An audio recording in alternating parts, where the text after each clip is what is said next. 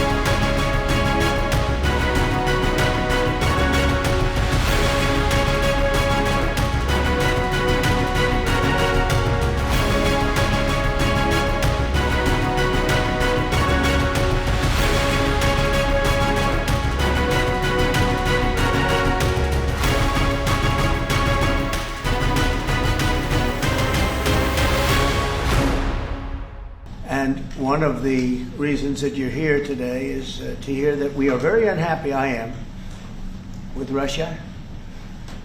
But we'll discuss that maybe a different day. But we're very, very unhappy with them, and we're going to be doing very severe tariffs if we don't have a deal in 50 days.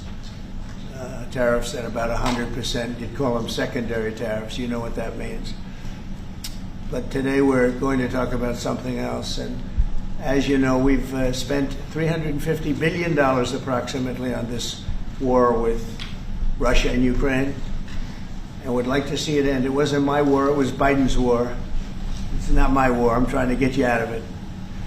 And we want to see it end. And I'm disappointed in President Putin because I thought we would have had a deal 2 months ago, but it doesn't seem to get there. So based on that, we're going to be doing secondary tariffs if we don't have a deal in 50 days. It's very simple. And they'll be at 100%. And that's the way it is. It can be more simple. It's just the way it is. I hope we don't have to do it.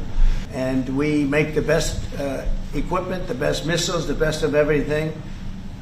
The European nations know that. And we've made a deal today, and I'm going to have Mark speak about it, but we've made a deal today where we are going to be sending them weapons and they're going to be paying for them. The United States will not be having any payment made. We're not buying it, but we will manufacture it and they're going to be paying for it.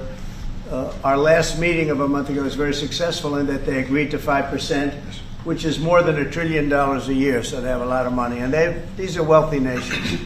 They have a lot of money, and they want to do it. They feel very strongly about it, and we feel strongly about it, too.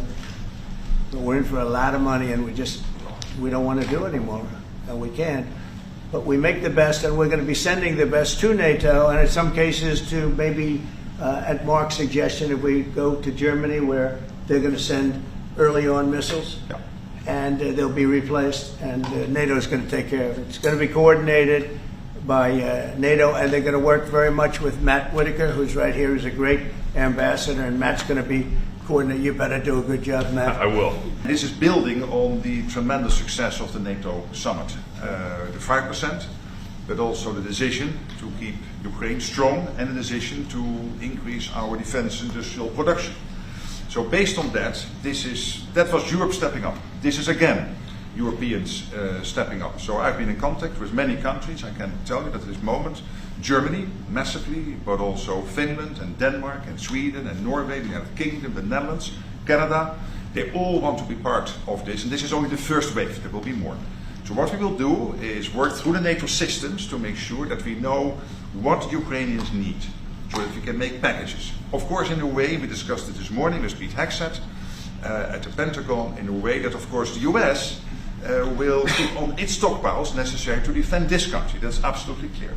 But it will mean that Ukraine can get its hands on really massive numbers of military equipment, both for air defense, but also missiles, ammunition, etc., etc. So if I was Vladimir Putin today and hear you speaking about what you were planning to do in 50 days and this announcement, I would reconsider whether I should not take negotiations about Ukraine more seriously than I was doing at the moment, if I was Vladimir Putin. But when I'm Ukraine, I think this is really great news for them. So I really want to thank you for that. And it means the Europeans paying for it. And again, I mentioned all these countries, we will deal with that. And exactly as you said, it might also mean that countries will move equipment fast into Ukraine, and then the US later backfilling it, because speed is of the essence here. So really, thank you. This is important.